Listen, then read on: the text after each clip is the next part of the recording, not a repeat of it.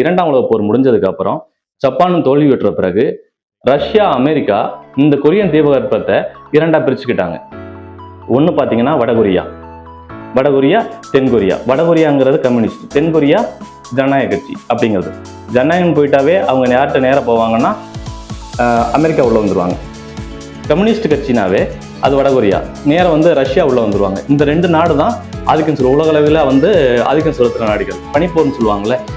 இந்த ரெண்டு நாடுகள் சேர்ந்து தான் இந்த கொரியன் தீபகற்பத்தையே பிரித்தாங்க. வடகொரியா, தென்கொரியாவனே பிரித்தாங்க. அதுக்கு பிறகு வடகொரியா அணு சோதனை, இதுதான் மெயின் டாபிக். உலக நாடுகள் இவங்களை பார்த்து பயப்படுறதுக்கு ஒரே காரணம் என்ன தெரியுங்களா? இந்த அணு சோதனை தான்.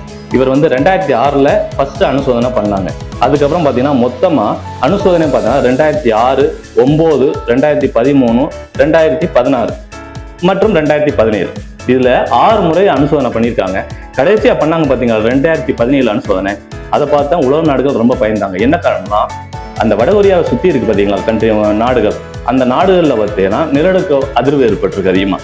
ஏன்னா அணுசோதனை நடக்கும்போது நில அதிர்வுகள் ஏற்படுதுன்னா அது கண்டிப்பாக அணுசோதனை நடந்தது மட்டும்தான் இந்த நில அதிர்வுகள் அதிகமாக ஏற்படும் அந்த சரௌண்டிங்ஸில். ஸோ அதனால மற்ற நாடுகள் ரொம்ப பயப்பட்டுருக்காங்க.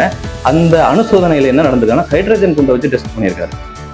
அதான் அதில் அமெரிக்கா ரொம்ப பயப்படுறதுக்கு காரணமே.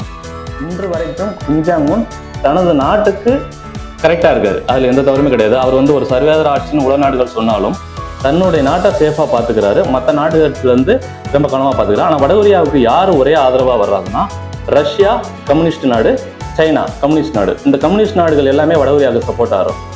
தன்னுடைய நாட்டுக்கு எது சரியோ அதை மட்டும்தான் வடகொரியா அதிபர் கரெக்டாக செய்வார். மற்ற யாருக்கும் எந்த தொந்தரவும் அவர் பண்ணது இது வரைக்கும் கிடையாது. சரியாக போயிட்டு இருக்காரு. இதுதான் தகவல். மேலும் ஒரு தகவலோடு உங்களை நான் சந்திக்கிறேன். நன்றி.